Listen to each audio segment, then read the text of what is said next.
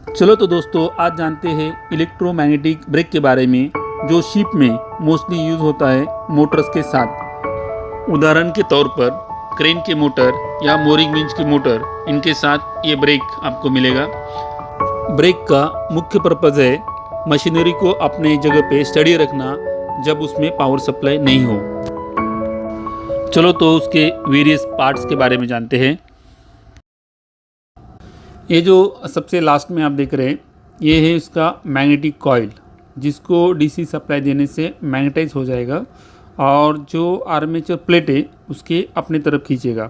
अभी ये जो मैग्नेटिक कॉइल है उसके बीच में आपको जो एयर गैप दिख रहा है छोटा सा, उसके अंदर रहते हैं स्प्रिंग, और जब ये कॉइल मैग्नेटाइज होती है तो ये स्प्रिंग के अगेंस्ट में ये प्लेट पीछे खींची जाती है, जिससे जो आर्मेचर प्लेट है उसके आगे जो एक फ्रिक्शन प्लेट है, जो लाइनर है, जो अभी स्प्रिंग ने बॉडी के साथ प्रेस करके रखा है, वो फ्री हो जाता है और आपका शाफ्ट अभी इलेक्ट्रिकल पावर से मूव कर सकते हो।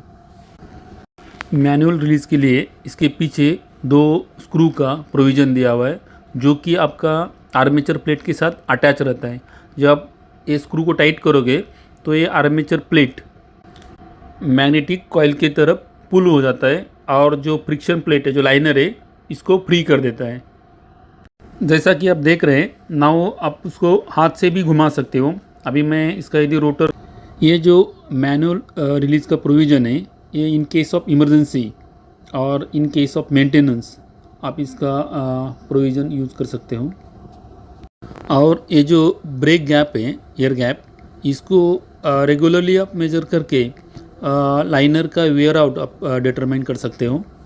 ये जो ब्रेक है ये डीसी पे चलती है, तो इसको जो वोल्टेज दिया जाता है वो डीसी दिया जाता है, तो उसके लिए उसमें एक रेक्टिफायर आता है। कभी कभी आपको ये अभी मोटर के अंदर ही उधर ही दिखाई देगा, कभी कभी ये रेक्टिफायर है, ये आपको कंट्रोल सर्किट, जो कंट्रोल सर्किट बॉक्स है उसके अंदर मिलेगा। तो आपको इधर इसका कुछ भी नहीं मिलेगा, सीधा 2 wires, DC wires DC supply लेके इधर तक पहुंच जाएंगी। यदि ऐसा नहीं है तो ये रेक्टिफायर है और रेक्टिफायर से इसको कॉइल को सप्लाई दिया जा रहा है। और बहुत बार ऐसा होता है कि हमें पता नहीं रहता है कि इधर रेक्टिफायर है और इसका भी कुछ प्रॉब्लम हो सकता है, तो बहुत बार हम लोग थोड़ा प्रॉब्लम में फंसते हैं। तो now you know the rectifier is here, so you can see the output of the rectifier and whether your brake is functioning और नॉट। और किसी इलेक्ट्रोमैग्नेटिक ब्रेक में स्टार्टिंग और रनिंग ऐसे 2 अलग अलग वोल्टेज रहते हैं। स्टार्टिंग के लिए थोड़ा ज़्यादा वोल्टेज रहता है, वो अलग कॉन्टैक्टर से आता है, और रनिंग के लिए दूसरे कॉन्टैक्टर से दिया जाता है जो थोड़ा कम रहता है, जस्ट कीप के लिए रहते हो। और इन दोनों में ये जाएगा तभी दूसरा आएगा। और ये रेक्टिफायर का इनपुट वोल्टेज है, ये कभी 440 रहता है, कभी 220 या 230 भी रहता है, तो आपको उसको देख के ही कनेक्शन देना है। यदि आपका 440 है तो जो इनकमिंग मोटर के लिए सप्लायर है उसी के साथ साथ UV से या UW से ये सप्लाई लिया जाता है, या जो मोटर का स्टार पॉइंट है उससे और एक फेज से ये रेक्टिफायर का इनपुट सप्लाई लिया जाता है। उसके लिए मैंने एक यूनिट आपके सामने रखा है और ये थोड़ा डिफरेंट टाइप है। ये है इसका कॉइल, ये है इसका आर्मेचर, और ये है इसका एडजस्टिंग नट है जिससे आप एयर गैप एडजस्ट कर सकते हो, और इसके अंदर है स्प्रिंग्स इसके, वो भी मैं आपको दिखाऊंगा। और ये है इसका फ्रिक्शन पैड, जो कि आपका जो मोटर है उसके शाफ्ट के ऊपर लगा रहेगा। किसी का मोटर के शाफ्ट के ऊपर डायरेक्ट गियर्स रहते हैं, आप डायरेक्ट लगा सकते हो, या इसमें एक स्पेशल अरेंजमेंट दिया हुआ है जो कि की के साथ शाफ्ट के साथ कनेक्ट होगा, और ये शाफ्ट है या गियर के साथ इसके साथ कनेक्ट होगा। ये अभी मोटर के बॉडी के साथ, और एक एंड इधर ऐसा दोनों के बीच में ये दबा रहेगा, और शाफ्ट इसके साथ कनेक्ट होगा, इससे शाफ्ट का मूवमेंट रुक जाता है। जब भी मैं इसको सप्लाई देगा, ये जो प्लेट है वो पीछे स्प्रिंग के अगेंस्ट में जाएगी, जिससे ब्रेक रिलीज हो जाएगा। एक प्रैक्टिकल मैं आपको करके दिखाता हूँ। इधर देखा आपने, जैसा आवाज़ सुना ये नीचे गई है। अभी यदि मैं ब्रेक रिलीज कर देता हूँ तो ये ऑलमोस्ट जंप करेगा। अभी पहला तो वोल्टेज देख लो आप, ये रेक्टिफायर में वोल्टेज आ रहा है इधर, ये है 450 वोल्ट DC AC, और इसके कॉइल के लिए जा रहा है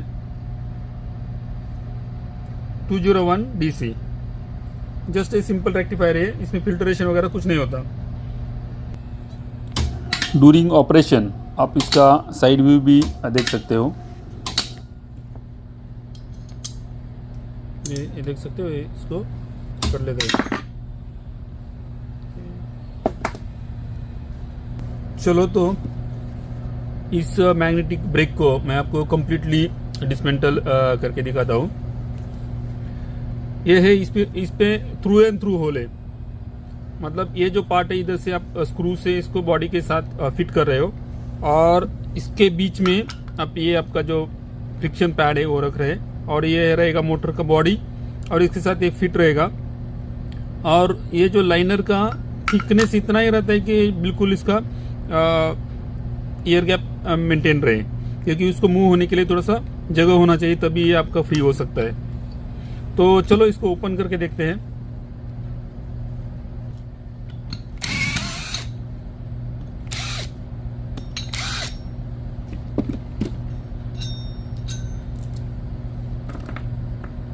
ये है, इसमें जो आपका जो जो प्लेट लग रही है, ये इधर आप देख सकते हो, ये इधर फ्री मूवमेंट हो सकती है, क्योंकि इसको मूवमेंट चाहिए, ये मूव होना चाहिए। और ये है फोर्स देने वाली स्प्रिंग्स है। ये जो 3 स्प्रिंग है साइड वाले, ये एक फिक्स फोर्स देके रखेंगी, प्लस ये जो है, ये जो 4 स्प्रिंग है, इनके ऊपर का फोर्स आप थोड़ा एडजस्ट भी कर सकते हो। So we have a spring adjustment nut over here. This will give the how much force we want to for the brake, how to get the brake into maximum force.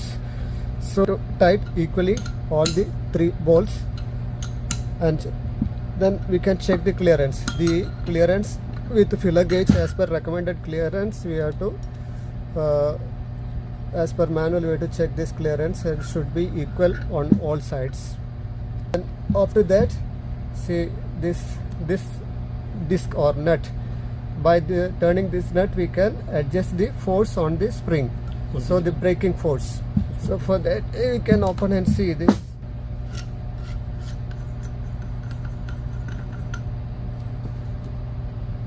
These are the pins which is pushing the springs towards the disc. So we can see this springs here, the 4 springs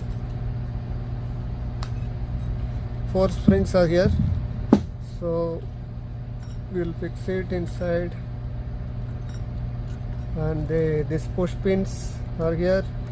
Though these push pins are pushed downwards by this disc or this nut. Okay, we will adjust the force by tightening this nut.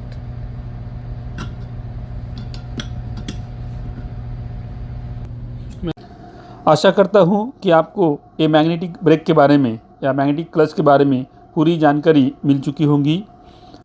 Thank you for watching, and please like, share and subscribe.